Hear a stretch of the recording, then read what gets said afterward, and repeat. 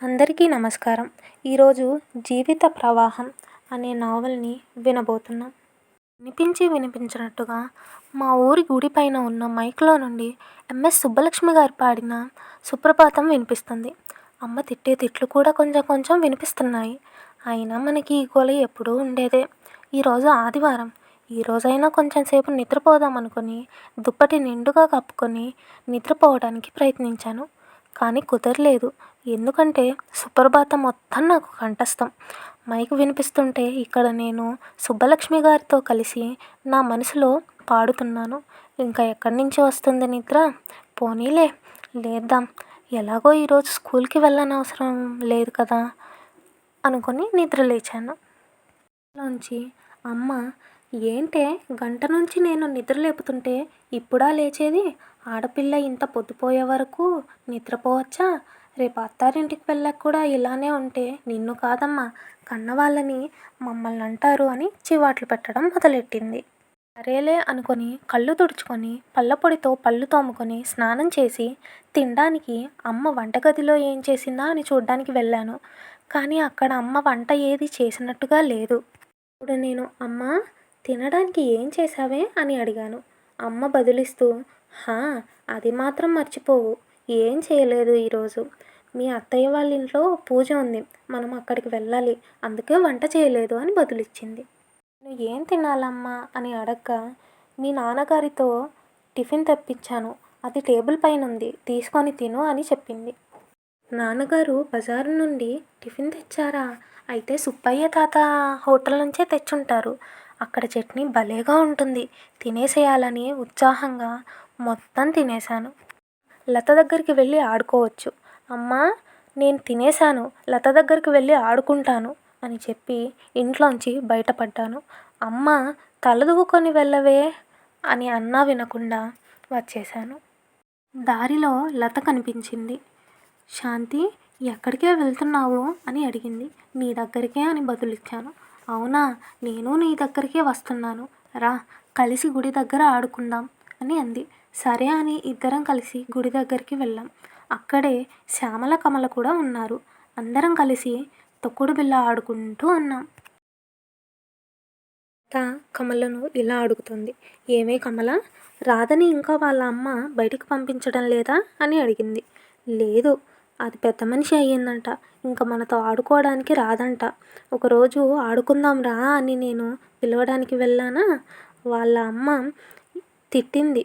ఇంకోసారి ఆటలు గీటలు అని మా ఇంటి వైపు వస్తే కాళ్ళు ఇరగ్గొడతానని చెప్పింది. అప్పటి నుండి నేను ఆ వైపుకే వెళ్ళలేదు తెలుసా అని చెప్పింది. పెద్ద మనిషి అయితే బయటికి పంపించరా? అసలు పెద్ద మనిషి అవ్వడం అంటే ఏమిటి? ఎక్కువ పొడుగవుతారా? ఎక్కువగా లావు అవుతారా అని అడిగాను. అప్పుడు, లేదువే, మొన్న నేను రాధని చూశాను, అది బట్టలు ఉతుకుతుంది, మనతో ఆడుకునేప్పుడు ఎలా ఉందో అచ్చు అలానే ఉంది, ఏం తేడా లేదు. కాకపోతే మనం పరికిణీ వేసుకున్నాం, రాధ లంగా ఓని వేసుకుంది, అంతే తేడా అంది శ్యామల. అవునా, నేను మా అమ్మని అడిగానువే, పెద్ద మనిషి అవ్వడం అంటే ఏంటమ్మా అని. కానీ అమ్మ నా తలపై మొట్టికాయలు వేసి, నీకెందుకే పిల్లపిడుగా, ఒక చోట ఉండకుండా పిచ్చి పిచ్చి ప్రశ్నలన్నీ అడుగుతావు, ఇంకోసారి అడిగావనుకో వాత పెడతానని బెదిరించింది. అవునా, మా అమ్మ కూడా అలానే అందివే అని కమల అంది. నేను అప్పుడు అందరితో ఇలా అన్నాను. చూడండివే లతా, కమల, శ్యామల, మనం ఎలాగైనా సరే ఈ పెద్ద మనిషి అవ్వడం అంటే ఏంటో తెలుసుకోవాలి. వాళ్ళది మనంత వయసే అయినప్పుడు వాళ్ళెలా పెద్ద మనుషులు అయ్యారు, మనం ఎందుకు కాలేదు, ఇవన్నీ తెలుసుకోవాలి అని అన్నాను. శ్యామల, మనకు అవన్నీ ఎందుకు లేవే, అవన్నీ పెద్దవాళ్ళ వ్యవహారాలు, వదిలేయండి అని అంది. కమల అప్పుడు, కొండవీటి రాజా అనే చిరంజీవి సినిమా వచ్చిందంట, నేల టిక్కెట్టు 10 పైసలేనంట, వెళ్దామా అని అంది. అప్పుడు నేను, వామ్మో, మా అమ్మ చంపేస్తుందే అన్నాను. అప్పుడు కమల, హా, మీ అమ్మకి చెప్పి వెళ్దామా ఏంటి అనేనని అంది. మరి అమ్మకి తెలిస్తే ఎలా అని అడిగాను. ఎవరు చెప్తారు, ఆ సినిమా హాల్లో మొత్తం చీకటిగా ఉంటుంది, ఎవరి కనిపిస్తారు, ఎవరికి చెప్తారు, నువ్వేం కంగారు పడకు, మనం వచ్చే ఆదివారం తప్పకుండా సినిమాకి వెళ్దాం అని కమల అందరితో చెప్పింది. సరే అని అందరం భయపడుతూనే బదులిచ్చాం. కమల ముందు మనం ఆ 10 పైసలు ఎలా సంపాదించాలో అది ఆలోచించండి అని చెప్పింది. ఇంటికి వస్తున్నప్పుడు నేను అదే ఆలోచనలో పడ్డాను. తాతయ్య మొన్న ఊరికి వెళ్ళినప్పుడు 2 పైసలు ఇచ్చాడు. నాన్నని పుస్తకాల కోసమని 5 పైసలు అడిగి తీసుకోవచ్చు. మొత్తం 7 పైసలు. మిగతా 3 పైసలు ఎలా సంపాదించాలి అని ఆలోచిస్తూ ఇంటికి వచ్చాను. నేను ఇంటికి రావడం చూసిన అమ్మ, ఏంటే ఊరి మీద పడి ఏలడం అయిపోయిందా? ఆటలు అని తిండి కూడా మర్చిపోతావు. ఇంకెప్పుడైనా ఆటలు గీటలు అని బయటికి వెళ్ళావంటే తొడపాసం పెడతాను. వెళ్ళి బీరువాలో ఉన్న పట్టుపరికిని వేసుకో పో అని తిట్టింది. వేసుకొని రెడీ అయ్యి మా అమ్మతో పాటుగా మా అత్తయ్య వాళ్ళ ఇంటికి పూజకు వెళ్ళాను. అక్కడ బాగా ఆడుకొని తినేసి తిన్నది కూడా అరిగేలా ఆడుకున్నాం. మా అత్త కూతురు వైష్ణవి. దానికి కొంచెం టెక్కెక్కువేలే. కొత్త జడ కుచ్చులు వేసుకొని ఇల్లంతా తిరుగుతూ అడిగిన వాళ్ళకి అడగని వాళ్ళకి అవి చూపిస్తూ మా నాన్న నా కోసం గుంటూరు నుండి ఇవి తెప్పించారు అని గొప్పలు చెప్పుకుంటుంది. అది అంటే నాకు అస్సలు ఇష్టం లేదు. ఎప్పుడు చూసినా సుకుమారిలా నాటకాలు ఆడుతుంది. ఈ మధ్య సంగీతం కూడా నేర్చుకుంటుంది. ఇంకా దాని టెక్కుకు ఆవదులు లేవు. ఎలాగైతేనేమి పూజ ముగించుకొని ఇంటికి వచ్చాము. సాయంత్రం స్కూల్ నుండి ఇంటికి వస్తూ, ఈరోజు బుధవారం, ఇంకా సినిమాకి 4 రోజులే మిగిలి ఉన్నాయి. నిన్న నాన్నను అడిగి 5 పైసలు తీసుకున్నాను. మొత్తం 7 పైసలు ఉన్నాయి. మిగతా 3 పైసలకి ఎలా? అమ్మ పోపుల పెట్టెలో చూస్తే ఖచ్చితంగా దొరుకుతాయి. కానీ అమ్మకి అనా పైసాతో సహా గుర్తు ఉంటుంది. అలాంటిది 3 పైసలు తీస్తే ఖచ్చితంగా దొరికిపోతాను. ఇలా అయితే ఎలా దేవుడా అనుకుంటూ ఇంటి ముందుకు వచ్చాను. ఇంటి ముందు చూస్తే జత చెప్పులు ఎక్కువగా కనిపించాయి. అంటే ఇంటికి ఎవరో వచ్చారు. అమ్మో, ఎలాగైనా తప్పించుకోవాలి అని అలా వెనక్కి తిరిగి అడుగు వేశానో లేదో, ఏమే శాంతి, రా, మళ్ళీ ఎక్కడికి వెళ్తున్నావు అని పిలిచింది అమ్మ. అయ్యో దేవుడా అనుకొని ఇంట్లోకి వెళ్ళాను. ఎవరు వచ్చారు అని చూస్తే మా దుబాయ్ బాబాయి. నా కళ్ళు ఒక్కసారిగా జిగేలమన్నాయి. బాబాయ్, నా కోసం దుబాయ్ నుండి ఏం తెచ్చావు అని దగ్గరకు వెళ్ళి సంతోషంగా కౌగిలించుకున్నాను. నాకు మా బాబాయ్ అంటే చాలా ఇష్టం. మా ఇంట్లో ఇప్పటి వరకు నన్ను కొట్టకుండా తిట్టకుండా ఉన్నది మా బాబాయి. ఆయన వచ్చినప్పుడల్లా బండిపై నన్ను ఊరంతా షికారు చేయించి తీసుకొని వచ్చేవాడు. నేను ఏది అడిగితే అది కొనిచ్చేవాడు. నేను బండిపై వెళ్ళడం చూసిన మా స్కూల్ పిల్లలు, నువ్వు నిన్న బండిపైన వెళ్ళావు కదా అని నన్ను అడుగుతుంటే నాకు ఎంత సంతోషంగా అనిపించేదో తెలుసా? నన్ను చూసిన బాబాయి, ఏంటి నా సీతాకోకచిలుక ఇంత సన్నగా అయిపోయింది అని అన్నాడు. అప్పుడు అమ్మ, ఈ మధ్య ఊరి మీద పడి తిరగడం ఎక్కువైంది, అందుకే మహారాణి గారు అలా ఉన్నారు అని అంది అమ్మ. అవును, నా కూతురు నాకు మహారాణి అనేనని అన్నాడు మా నాన్న. అప్పుడు అమ్మ బదులిస్తూ, ఇంకా 1 ఏడాదికో ఇంకో ఏడాదికో పెద్ద పిల్ల అవుతుంది. అది ఇప్పుడు ఊరి మీద పడి తిరిగితే పెద్దది అయ్యాక అసలు మన మాట వింటుందా అని అంది. అప్పుడు బాబాయి, వదిన, మన శాంతి అలా ఏం చెయ్యదు, చాలా పద్ధతిగా ఉంటుంది అని అన్నాడు. అప్పుడు నాన్న, సరేలేవే వదిలేయండి ఇప్పుడు, అవన్నీ ఎందుకు అని అన్నాడు. మా బాబాయి వచ్చాడని అమ్మ చేపల పులుసు చేసింది. కడుపులో నీళ్లు తాగడానికి కూడా ఖాళీ లేనంతగా తినేసి నేను మా బాబాయి మంచం ఎక్కేశాం. మా బాబాయి నాకు కథలు చెప్తూ నన్ను నిద్రపుచ్చాడు. ఆ 3 రోజులు ఇదే తంతు మా ఇద్దరిది. అమ్మ బాబాయి ఉన్నన్ని రోజులు ఏదో ఒకటి చేస్తూనే ఉంది. నేను తింటూనే ఉన్నాను. ఆ 3 రోజులు స్కూల్కి కూడా వెళ్ళకూడదని మారం చేస్తే అమ్మ ఒకే ఒక దెబ్బ వేసి స్కూల్లో పడేసింది. మా టీచర్ గారు కూడా నన్ను బెదిరించారు, స్కూల్కి రాకపోతే దెబ్బలు పడతాయని. ఇంకా చేసేదేం లేక స్కూల్కి వెళ్ళేదాన్ని. ఆదివారం కూడా రానే వచ్చింది. 3 పైసలు లేవు. బాబాయిని అడిగితే తప్పకుండా ఇస్తాడు. కానీ ఆ విషయం అమ్మకి తెలిస్తే అన్నా చేతిలో పెట్టి 3 పైసలు తీసేసుకుంటుంది. ఇప్పుడు ఎలా, ఏం చేయాలి అని ఆలోచిస్తూ ఉండగా మా బాబాయ్ పిలిచాడు. ఏంటి శాంతి, తిన్నావా అని అడిగాడు. లేదు బాబాయ్, తినలేదు. ఎందుకని తినలేదు? అమ్మ ఇంకా వంట చేస్తుంది, అది అయ్యాక తింటాను అని చెప్పాను. అయ్యో, అప్పటి వరకు ఆకలితో ఉంటావా? ఇదిగో ఈ 5 పైసలతో నీకు నచ్చింది తీసుకొని తిను అని చేతిలో పెట్టాడు. అప్పుడు నాకు మా బాబాయ్ ఎలా కనిపించాడో తెలుసా? దేవుళ్ళా కనిపించాడు. నా గుండెల్లో గుడి కట్టేసి రోజూ పూజలు చేయాలనిపించింది. ఉబికి వస్తున్న ఆనందాన్ని అలాగే అణుచుకొని ఒక చిన్న చిరునవ్వుతో ఆ 5 పైసలు తీసుకొని ఇంట్లోకి వెళ్ళి మిగిలిన 7 పైసలు కూడా తీసుకొని బయటికి ఒక పరుగు తీశాను చూడు. ఏ గుర్రం కూడా పనికిరాదు నా ముందు ఆ క్షణంలో.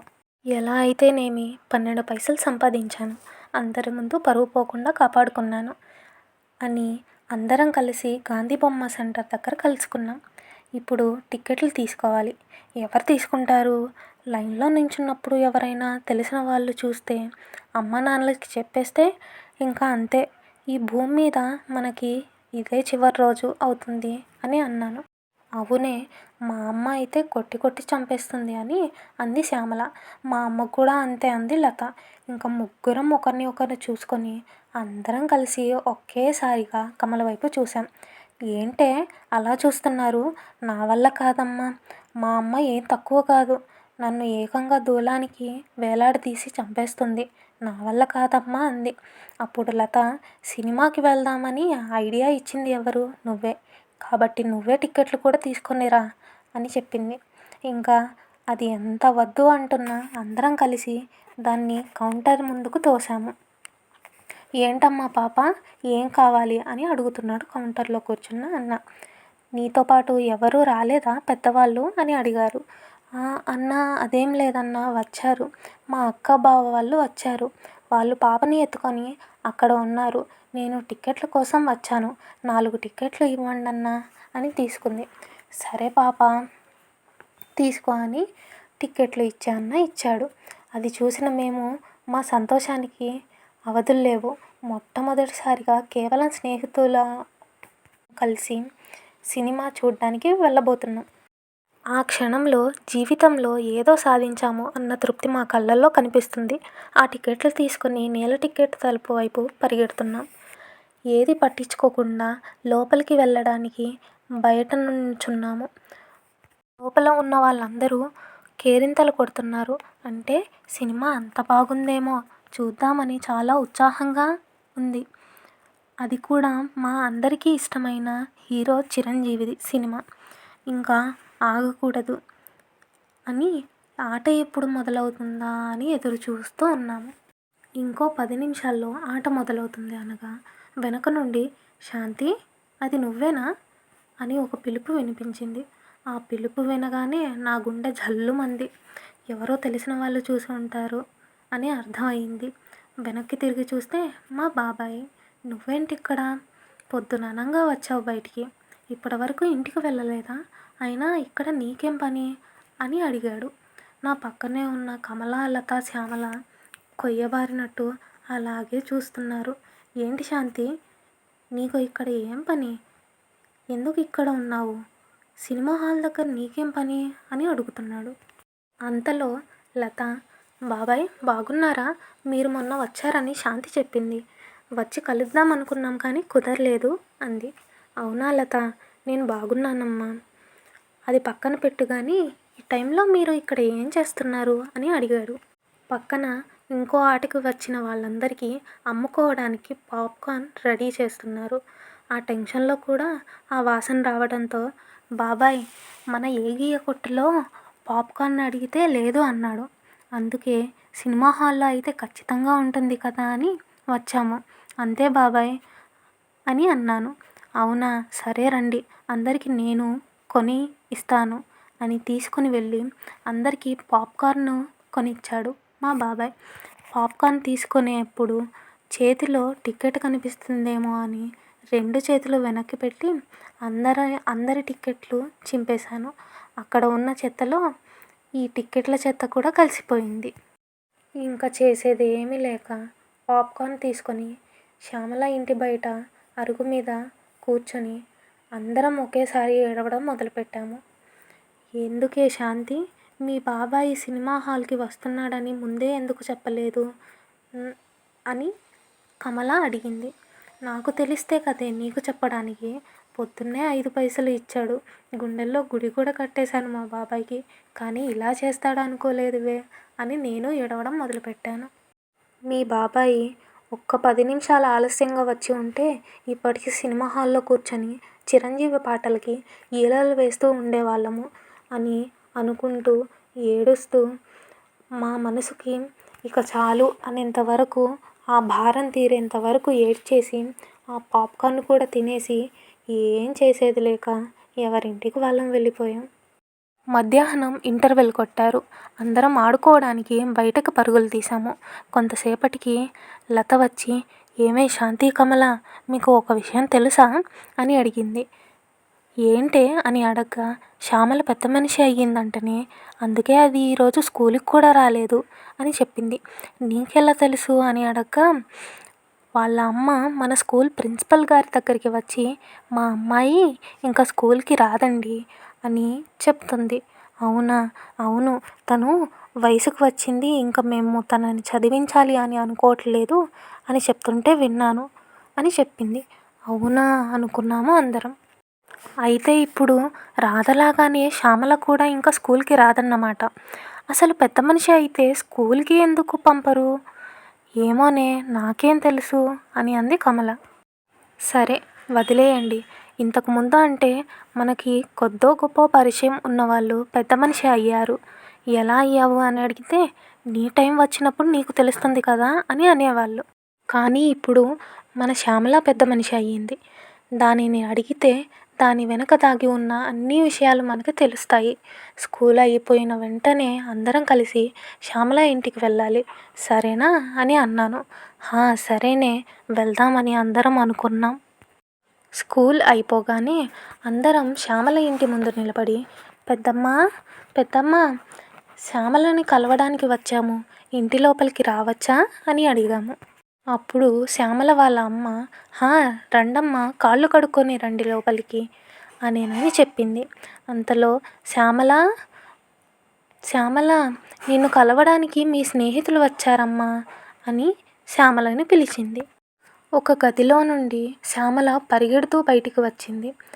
అది కొత్త బట్టలు వేసుకొని, మొహానికి, కాళ్ళకు, చేతులకి పసుపు పూసుకొని, నుదుటిన పావలా బిల్లంత కుంకుమ బొట్టు పెట్టుకొని ఉంది. అంతలో వాళ్ళ అమ్మ ఇలా అంటుంది, శ్యామల, నీకు ఎన్నిసార్లు చెప్పాను అలా పరిగెడుతూ రాకూడదని? నువ్వు అస్సలు బయటికి రాకూడదు. ఆ గది దాటి వచ్చావంటే నాలుగు పైన వాత పెడతాను, వెళ్ళు లోపలికి అని చెప్పింది. శ్యామల మమ్మల్ని అలానే చూస్తూ ఆ గది మూలన వేసి ఉన్న తాటాకు కొమ్మలపైన కూర్చుంది. చూడండమ్మా, మీరు ఆ గడప దాటి లోపలికి వెళ్ళకండి, గడపకి యువతల నుండే మాట్లాడండి, ఏది అయినా సరే అని చెప్పింది. సరే పెద్దమ్మ అని మేము శ్యామలతో ఈరోజు స్కూల్లో జరిగిన విషయాలన్నీ చెప్పాము. కానీ పెద్ద మనిషి ఎలా అయ్యావు అని అడుగుదామంటే పెద్దమ్మ అక్కడే తిరుగుతూ ఉంది. మెల్లగా అడిగితే దానికి వినపడదు. మేము ఆ గడప దాటి లోపలికి వెళ్ళకూడదు. ఎలారా దేవుడా అనుకుంటూ ఉన్నాము. సరే, ఈరోజు కుదరదు, ఇంకో రోజు వచ్చి అడుగుదామని అనుకున్నాము. ఇంటికి వెళుతూ వెళుతూ, పెద్దమ్మ, తనని ఇంకా ఎన్ని రోజులు ఆ గదిలో పెడతారు అని అడిగాము. 10 రోజులు. 11వ రోజు ఘనంగా వేడుక చేస్తాము, అప్పుడు అందరూ రావాలి, సరేనా అంది.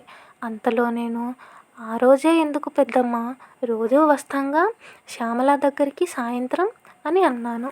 అప్పుడు పెద్దమ్మ, వద్దులేమ్మా, అది ఎలాగూ మీతో ఆడుకోలేదు, మీ ఆటలు మాని దాని దగ్గర కూర్చోవడం ఎందుకు, అందరూ 11వ రోజు ఫంక్షన్కి వస్తే చాలు అంది.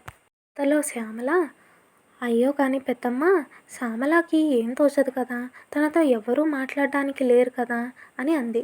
అప్పుడు పెద్దమ్మ, అయ్యో ఎందుకు లేరమ్మా, వాళ్ళ అమ్మమ్మ ఉంది కదా, ఏం తోచకపోతే పుస్తకాలు చదువుతుంది, మీరు మీ ఆటలు మానుకొని రావడం ఎందుకు, మీరు ఫంక్షన్కి వస్తే చాలు అని కొంచెం గంభీరంగా అంది. ఇంకొక మాట మాట్లాడితే ఆవిడ కొడుతుందేమో అని భయం వేసింది. ఇంకా అక్కడి నుంచి చెప్పులు వేసుకొని వెనక్కి తిరిగి చూడకుండా వెళ్ళిపోయాము ఇంటికి. రావు గారు, తారకమ్మ గారు, ఎవరైనా ఉన్నారా అండి ఇంట్లో అని బయటి నుండి ఎవరో అమ్మని నాన్నని పిలుస్తున్నారు. నేను బయటకు వెళ్ళి అమ్మ పెరట్లో ఉందండి, నాన్నగారు బయటికి వెళ్ళారు అని చెప్పాను. అవునా, ఏం పర్వాలేదమ్మా, రాఘవరావు గారి అమ్మాయి శ్యామల తెలుసు కదా, మీతో పాటే చదువుతుంది అని అన్నారు. అవునండి అని అన్నాను. ఆ అమ్మాయి పుష్పవతి వేడుక ఘనంగా చేస్తున్నారు ఊరినంతటినీ పిలిచి. మీరు కూడా రావాలి అని రాఘవరావు గారు నాకు చెప్పి పంపించారు అని అన్నారు. సరేనండి, నేను మా అమ్మకి చెప్తాను అని అన్నాను. సరే అమ్మా, ఈ తాంబూలం తీసుకో అని చేతికి ఇవ్వబోతే, ఇది ఎందుకు అని అడిగాను. వేడుకకి ఊరికినే పిలవకూడదమ్మా, తాంబూలం ఇచ్చి పిలవాలి. తీసుకో, అమ్మకి నాన్నకి చెప్పడం మర్చిపోకు అని చెప్పారు. సరేనండి అని లోపలికి వచ్చేసాను. బాబాయి మళ్ళీ దుబాయ్కి వెళ్ళిన బాధలో ఉండి నేను శ్యామలని ఇన్ని రోజులుగా పట్టించుకోలేదు. ఒక్కసారి లతా కమలతో మాట్లాడాలి, వేడుకకి వెళ్తున్నారో లేదో తెలుసుకోవాలి. అమ్మా, నేను ఇప్పుడే వస్తానమ్మా అని అమ్మతో చెప్పి బయటికి వెళ్ళాను. అమ్మ తొందరగా రా అని చెప్పింది. నేను అదేం పట్టించుకోకుండా లతతో కలిసి కమల వాళ్ళ ఇంటికి వెళ్ళాము. కమల, రావే బయటికి అని నేను లత పిలిచాము. ఆగవే, మా బామ్మ ఉంది, తనకు కనిపించకుండా వస్తాను, అక్కడ చెట్టు కింద ఆగండి అని చెప్పింది. సరేనని ఆ వీధిలో ఉన్న చెట్టు కింద కూర్చున్నాము. 3 నిమిషాలకి కమల వచ్చింది. రాగానే, కమల, శ్యామల పుష్పవతి వేడుకకి నువ్వు వస్తున్నావటే అని అడిగాము. వస్తున్నానే, మీరు వస్తున్నారా అని అడిగింది. మేము కూడా వస్తున్నాము అని చెప్పాము. ఆ వేడుకలో దాంతో ఎలాగైనా మాట్లాడాలి, పెద్ద మనిషి ఎలా అయ్యిందో ఆ రహస్యాన్ని తెలుసుకోవాలి, అది మర్చిపోకండే అని అనుకున్నాము. శ్యామల వాళ్ళ ఇంటికి వేడుకకి వచ్చేసాము. నేను, కమల, లత కలిసి అది ఎక్కడ ఉందా అని చూస్తున్నాము. దానిని వాళ్ళ బంధువులు వేడుక కోసం తయారు చేస్తున్నారు. అక్కడ మమ్మల్ని చూసిన శ్యామల రండివే రండి అని పిలిచింది లోపలికి. అని అందరం సంతోషంగా ఆ గదిలోకి వెళ్ళాము. ఎలా ఉన్నారే, ఇన్ని రోజులు నన్ను వదిలేసి బాగా ఆడుకున్నారా, ఆ రోజు తప్ప నన్ను కలవడానికి మళ్ళీ రాలేదే ఎవరు అని అడిగింది. అయ్యో, మేము వద్దామనే అనుకున్నాము, కానీ మళ్ళీ మీ అమ్మ చూసి తిడుతుందేమో అని భయపడి రాలేదు. అయినా లతకి జ్వరం వచ్చింది, 4 రోజులు స్కూల్కి రాలేదు. నేను మా బాబాయ్ దుబాయ్కి వెళ్ళిన బాధలో 3 రోజులు వెళ్ళలేదు స్కూల్కి, ఎక్కువగా ఆడుకోలేదు. మేము నిన్ను వదిలేసి నువ్వు మళ్ళీ స్కూల్కి వచ్చాక అందరం కలిసి ఆడుకుందాం, నువ్వేం బాధపడకు అని అన్నాం. నేనా, స్కూల్కా అని మొదలెట్టింది అని అంది శ్యామల. శ్యామల వాళ్ళ బంధువు, అమ్మ శ్యామల, కదలకమ్మా, జడ వేస్తున్నా కదా, అలా కదులుతుంటే జడ రావడం లేదు అని అంది. సరే అత్తయ్య అంది శ్యామల. కమల, చెప్పవే, ఏం జరిగింది? అమ్మనేమో నాకు ఇంకా చదువు వద్దు, బడి వద్దు అని, నాన్నేమో అది ఆడపిల్ల, దాని కాళ్ళ మీద అది నిలబడాలి అని నాన్న. ఇంటిలో ఏ గొడవ జరిగినా అంతిమ విజయం అమ్మదే అవుతుంది కదా, అందుకే స్కూల్కి పంపించరు నన్ను అని అంది శ్యామల. అప్పుడు నేను, అలా అయితే నువ్వు ఇంకా ఆడుకోవడానికి రావా అని అడిగాను. అవును, ఇంకా రావడం కుదరదువే అని శ్యామల చెప్పింది. అంతలో కమల అందుకొని, సరేలే, ఆ విషయం అలా ఉంచు గాని, నువ్వు అసలు పెద్ద మనిషి ఎలా అయ్యావు అని అడిగింది. తనకి జడ వేస్తున్న వాళ్ళ అత్తయ్య, ఏంటే పిల్ల పిడుగుల్లారా, పెద్ద పెద్ద విషయాల గురించి మాట్లాడుతున్నారు, వెళ్ళి బయట ఆడుకోపోండి అని తరిమేసింది. కమల కూడా ఏమనలేక అలానే చూస్తూ ఉండిపోయింది. వేడుకల్లో అడుగుదామంటే అక్కడ దాని పక్కన ఎవరో ఒకరు ఉంటూనే ఉన్నారు, కుదరలేదు. ఇంక మా అమ్మ నాకు అన్నం తినిపించి, వద్దమ్మా కొంచెంసేపు ఆడుకుంటానన్నా వినకుండా నా చేయి పట్టుకొని ఇంటికి లాక్కొచ్చింది. నుండి 20 రోజుల తర్వాతే మేము శ్యామలని చూడ్డానికి వాళ్ళ ఇంటికి వెళ్ళాము. అంటే శ్యామల, ఎలా ఉన్నావు, లంగా ఓణీలో చాలా బాగున్నావు అని అన్నాను. ఇంకా నాకు వేడుకకి వచ్చిన లంగా ఓణీలు చాలా ఉన్నాయి, రండి చూపిస్తాను అని మా ముగ్గురిని గదిలోకి లాక్కొని వెళ్ళింది. దాని పెట్టెలో చూస్తే 5 లంగా ఓణీలు ఉన్నాయి, అవన్నీ ధగధగా మెరిసిపోతున్నాయి. అప్పుడు లత అడుగుతూ, శ్యామల, ఇవన్నీ నీవేనావే అని అడిగింది. శ్యామల, అవును, వేడుకలో నాకు మా చుట్టాలు పెట్టారు ఇన్ని లంగా ఓణీలు అని చెప్పింది. కమల, అవునా, పెద్ద మనిషి అయితే ఇన్ని కొత్త బట్టలు వస్తాయా అని అడిగింది. శ్యామల, హా అవును, మా అమ్మ నాకు ఇంకా రోజు వేసుకోవడానికి ఇంకొన్ని లంగా ఓణీలు కుట్టిస్తానని చెప్పింది అని శ్యామల అంది. నేను, అవునా, అది సరే కానీ నువ్వు పెద్ద మనిషి ఎలా అయ్యావు అని అడిగాను. అడిగిన ప్రశ్నకు శ్యామల సమాధానమిస్తూ, ఆ రోజు మీతో ఆడుకున్నప్పుడు మీకు చెప్పాను కదా నాకు కడుపు నొప్పిగా ఉంది అని. అవును, ఆ రోజు చెప్పావు కదా అని అన్నాను. ఆ రోజు నేను వస్తుంటే నా కాళ్ళకి మొత్తం రక్తం అంటుకుంది.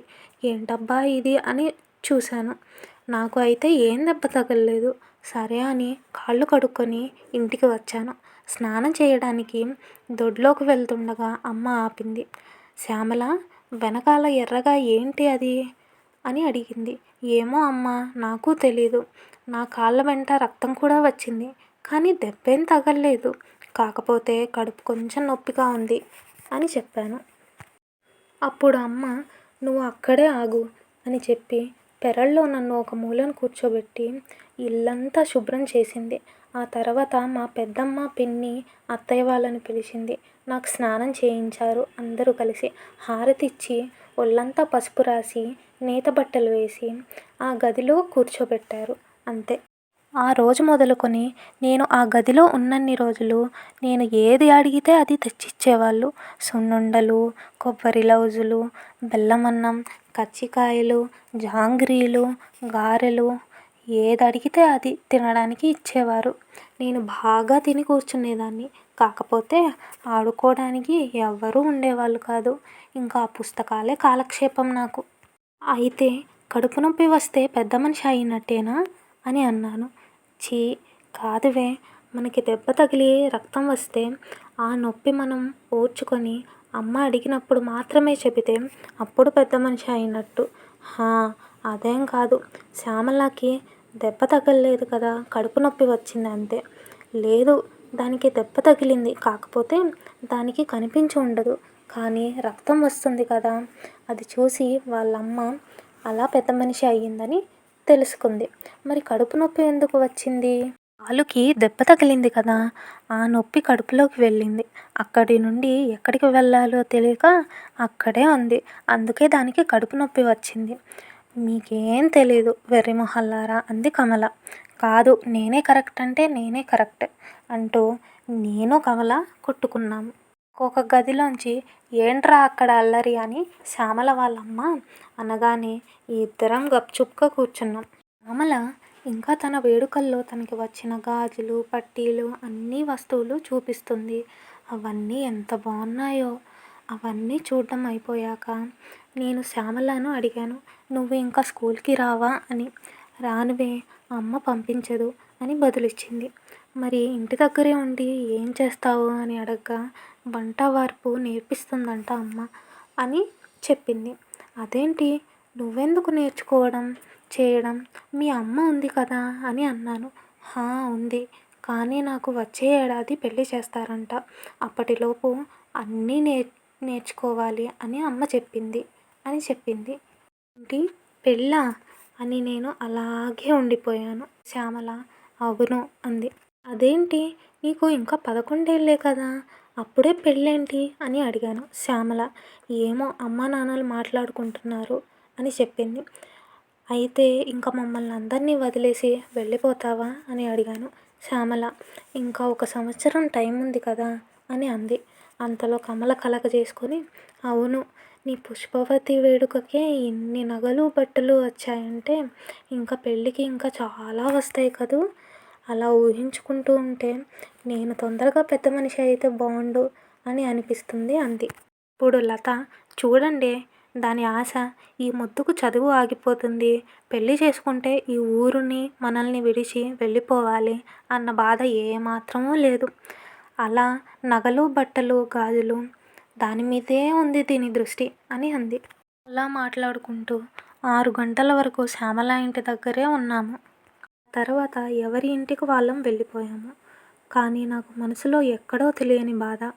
ఇన్ని రోజులు మా అందరితో ఆడుకున్న శ్యామల ఇంకా ఆడుకోవడానికి, చదువుకోవడానికి రాదు అన్న ఈ నిజాన్ని అర్థం చేసుకోవడం నాకు వశపడడం లేదు.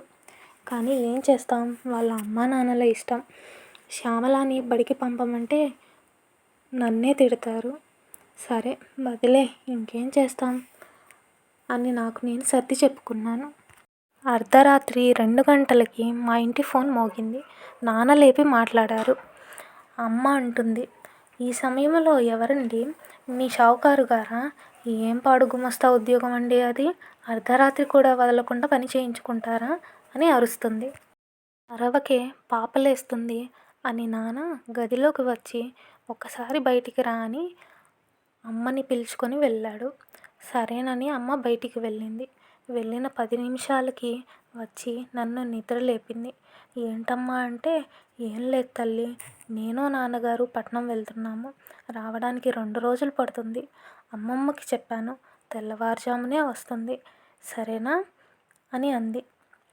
అప్పటి వరకు అత్తయ్య వాళ్ళ ఇంట్లో పడుకో అని అంది.